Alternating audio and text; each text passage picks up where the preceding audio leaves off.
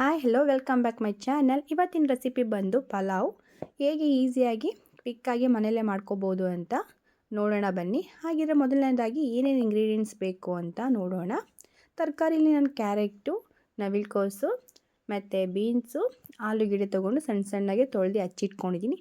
ಹಾಗೆ ರುಬ್ಬೋದಕ್ಕೆ ತೆಂಗಿನಕಾಯಿ, ಹಸಿಮೆಣ್ಸಿನ್ಕಾಯಿ, ಕೊತ್ತಂಬರಿ, ಪುದೀನ, ಶುಂಠಿ, ಬೆಳ್ಳುಳ್ಳಿ ತೊಗೊಂಡಿದ್ದೀನಿ. ಒಗ್ಗರಣೆಗೆ ಸ್ವಲ್ಪ ಈರುಳ್ಳಿ, ಟೊಮೆಟೊ ತೊಗೊಂಡಿದ್ದೀನಿ. ಹಾಗೆ ಅರ್ಧ ನಿಂಬೆಹಣ್ಣು. ಇನ್ನು ಸ್ಪೈಸಿ ಐಟಮ್ ಬಂದು ಪಲಾವ್ ಎಲೆ, ಚಕ್ಕೆ, ಲವಂಗ, ಮೆಣಸು, ಏಲಕ್ಕಿ, ಸೋಂಪು ಎಲ್ಲ ತೊಗೊಂಡಿದ್ದೀನಿ. ಈಗ ರುಬ್ಬೋದಕ್ಕೆ ಏನೇನು ತೊಗೊಂಡಿದ್ದೀನೋ ಅದೆಲ್ಲ ರುಬ್ಬೋದಕ್ಕೆ ಹಾಕ್ಕೊಂಡು ಮಿಕ್ಸಿಲಿ ನುಣ್ಣಗೆ ರುಬ್ಕೊಂಡಿದ್ದೀನಿ.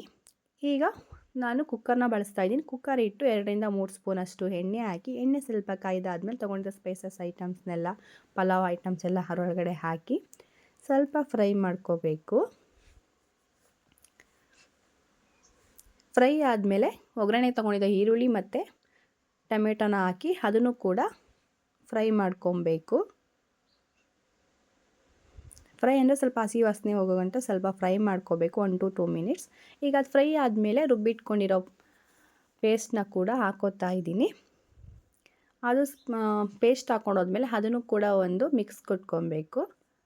ಮಿಕ್ಸ್ ಕೊಟ್ಕೊಂಡಾದ್ಮೇಲೆ ಇದು ಸ್ವಲ್ಪ ಹಸಿ ಸ್ಮೆಲ್ಲೆಲ್ಲ ಇರುತ್ತಲ್ವ, ಇದು ಹೋಗೋಗಂಟ 2 ಮಿನಿಟ್ಸ್ ಫ್ರೈ ಮಾಡ್ಕೊಬೇಕು. ಆಮೇಲೆ ತೊಳೆದು ಚೆನ್ನಾಗಿ ಇಟ್ಕೊಂಡು ಕಟ್ ಮಾಡಿರೋ ತರಕಾರಿಗಳನ್ನ ಆ್ಯಡ್ ಮಾಡ್ಕೋದೆ. ನಿಮಗೆ ಇಷ್ಟ ಬಟಾಣಿ ಇನ್ನೂ ಏನೇನು ತರಕಾರಿ ಯೂಸ್ ಮಾಡ್ತೀರೋ ಎಲ್ಲನೂ ಆ್ಯಡ್ ಮಾಡ್ಕೋಬೋದು.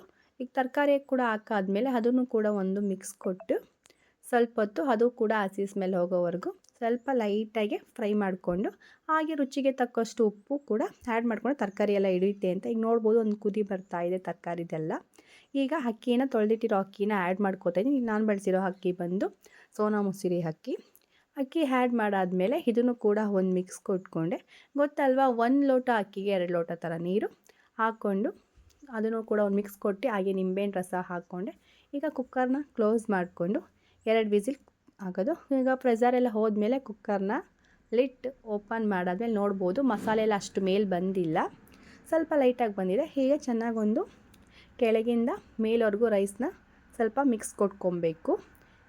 ಕುಕ್ಕರ್ ಕ್ಯಾಪ್ ತೆಗ್ದಾದ್ಮೇಲೆ ಎಷ್ಟು ಘಮ ಘಮ ಅಂತ ಪರಿಮಳ ಬರ್ತಿದೆ. ಯಾವುದೇ ರೀತಿಯ ಇದರಲ್ಲೂ ಫುಡ್ ಕಲರ್ ಏನು ಯೂಸ್ ಮಾಡಿಲ್ಲ, ನ್ಯಾಚುರಲಾಗೆ ನಾಟಿ ಸ್ಟೈಲಲ್ಲೇ ಅಂತ ಹೇಳ್ಬೋದು.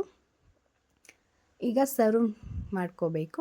ನೋಡೋದೆಲ್ಲ ಸಿಂಪಲ್ಲಾಗಿ ಕ್ವಿಕ್ಕಾಗಿ ಮನೆಯಲ್ಲೇ ಪಲಾವ್ನ ಈಸಿಯಾಗಿ ಯಾವ ಥರ ಮಾಡ್ಕೋಬೋದು ಅಂತ. ನೀವು ಕೂಡ ಈ ರೆಸಿಪಿ ಇಷ್ಟ ಆಗಿದ್ರೆ ಲೈಕ್ ಮಾಡಿ, ಶೇರ್ ಮಾಡಿ. ಇನ್ನೂ ಸಬ್ಸ್ಕ್ರೈಬ್ ಮಾಡಿರೋ ಸಬ್ಸ್ಕ್ರೈಬ್ ಮಾಡ್ಕೊಂಡು ನೋಡಿ.